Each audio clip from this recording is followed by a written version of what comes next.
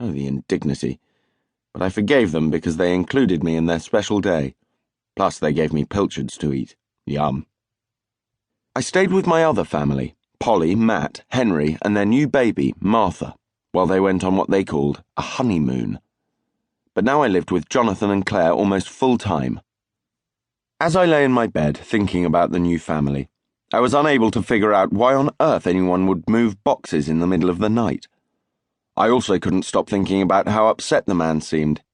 He definitely sounded like a human in need from my experience, someone who could clearly do with my help.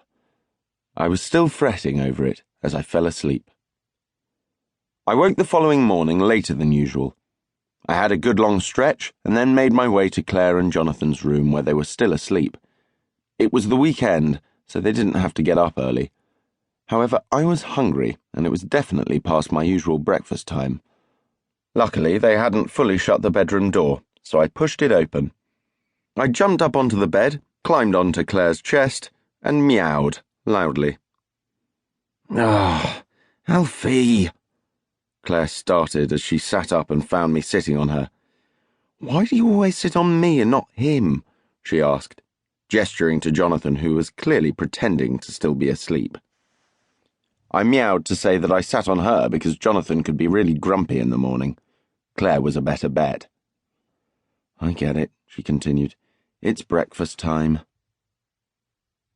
She got up and pulled her dressing gown off the chair next to the bed and put it on. "And while you're up, coffee would be great," Jonathan said, still refusing to open both eyes. I stood over him on the bed, tickling his chest with my tail until he was forced to open his eyes and sit up.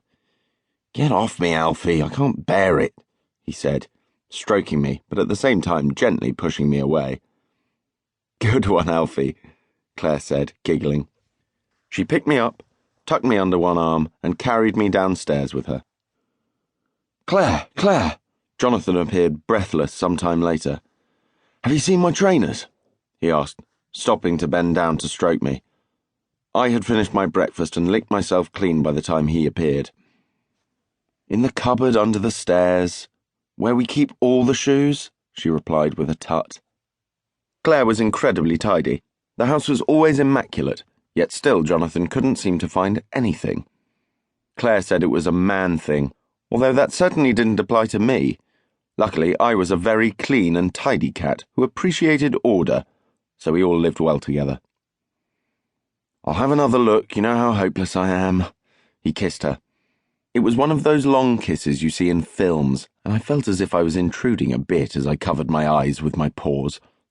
As I uncovered them, he pinched her bottom and went off again to search for the elusive trainers.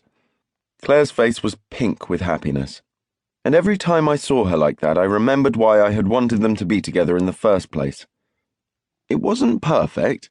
I had learned that perfect relationships rarely existed, either for cats or humans, but Jonathan and Claire made each other happy nearly all the time, and we had a sunny, loving home.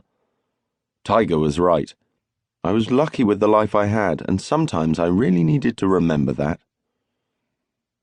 "Found them." Jonathan came back into the kitchen looking triumphant, brandishing his trainers. "Right, darling, I'll go to the gym, then we can go for lunch when I get back." "Lovely. And I'll put my feet up until you get back," she said, hugging him. "By the way, you do know what today is, don't you?" Saturday?" Jonathan replied. "You know what I mean," Claire said in a very quiet voice. Not that she needed to whisper, as I had no idea what that meant. "I hadn't forgotten, my love," he smiled and kissed her cheek. "I'll see you later." I noticed him wink before he left. Humans, I often say, are funny creatures. I love them very much, and they take good care of me, but I don't suppose I will ever fully figure them out. Take Jonathan and his trainers. He knows where they're kept, but he opens the cupboard, doesn't see them, asks Claire, and then finds them where he looked in the first place. Jonathan does it with everything, and for some reason Claire seems to find it funny and endearing, whereas I think it's annoying. It's not like he's stupid, but he definitely acts as if he is sometimes. And Claire, she whispers a lot in front of me, although she doesn't know just how much I actually understand, which is quite